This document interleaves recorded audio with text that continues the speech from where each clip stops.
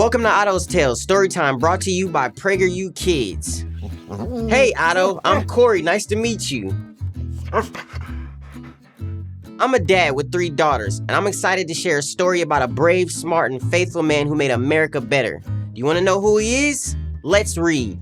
Otto's Tales. Today is Martin Luther King Jr. Day. Ruff, ruff, I'm Otto. Today is Martin Luther King Jr. Day. My best friend, Dennis, jumped onto the couch. Hey Otto, he shouted. It's time for another adventure. Oh boy, I barked. I love going back in time and learning about history. What are we going to do today? Dennis said.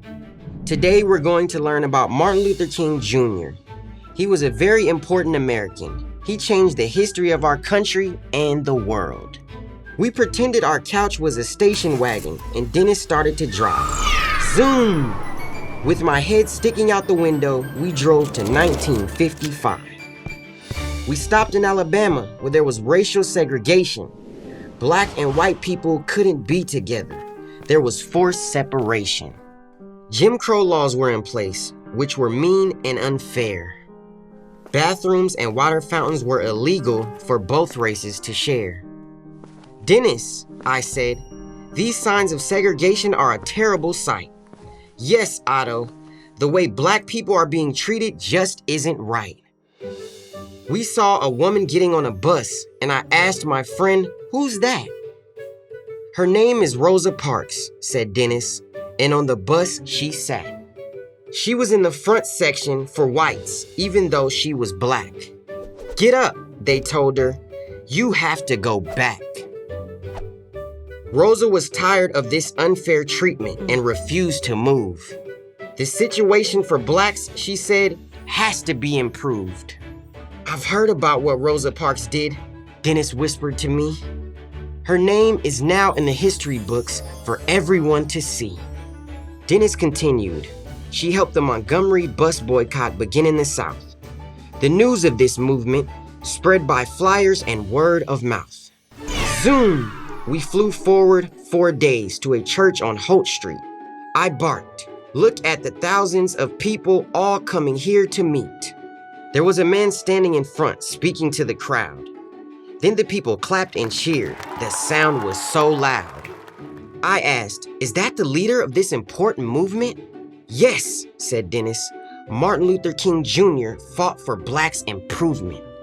We ran up to him and said, how do you do? We're Dennis and Otto. It's an honor to meet you. Hello, he said. My name is Reverend Dr. Martin Luther King. I said, we're learning about the civil rights movement, such an important thing. I've learned all about you, Dennis said. You're a local pastor. When it comes to giving speeches, you are a true master. I said, we see that blacks are segregated, and that isn't right. Yes, said Reverend King, the equal treatment of all races is a moral fight. He continued, we believe in America, but we will not suffer in silence.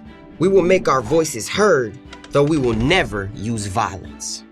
Dennis, I whispered, what happened to Reverend King? Let's get back into our car, Otto, to see what the future will bring. Come on, Dennis, I said, I want to see. Back in our station wagon and zoom, off to 1963. Where are we, Dennis? And what is all this? It's the March on Washington, a sight not to be missed. Then we heard a familiar voice begin to preach. We looked up and realized Reverend King was giving a speech. He said, the founding fathers made equality the promise of the United States. It's time to fulfill that promise and end discrimination by race. I have a dream, said Dr. King, that my children will live in a world of racial integration. I dream that things will be better for them and the next generation. I have a dream that my children, continued this amazing orator, won't be judged by the color of their skin, but by the content of their character.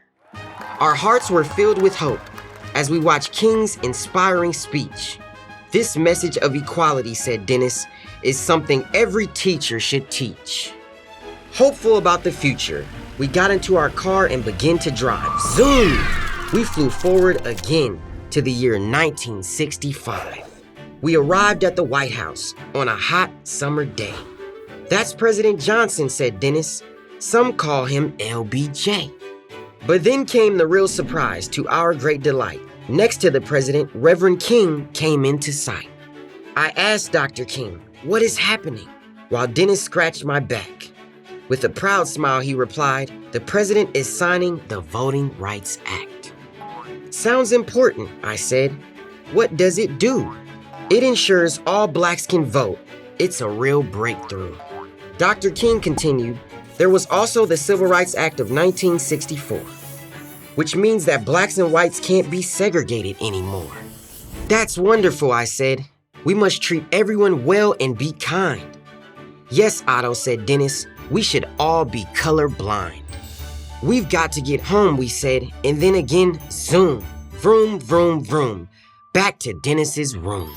"That was my favorite adventure yet," I barked. "You say that every time, Otto." "Well, I never knew what an important man Martin Luther King Jr. was." "Yes, Otto, he was a true defender of equality and justice." "Did he really change the world with his message that we shouldn't judge others by the color of their skin?" "He sure did, Otto. On Martin Luther King Jr. Day, we remember his many achievements. He reminds us that all Americans are entitled to life, liberty, and the pursuit of happiness." "I'm so glad that we got to meet him," I barked. "Me too, Otto. Happy Martin Luther King Jr. Day. Happy Martin Luther King Jr. Day. Rough, rough." The end. What a meaningful adventure. Did you know how important Martin Luther King Jr. was for America? He was a special man who reminded us all that we're created equal under God. He taught America how to treat everyone with dignity and respect. I tell my own kids this every day.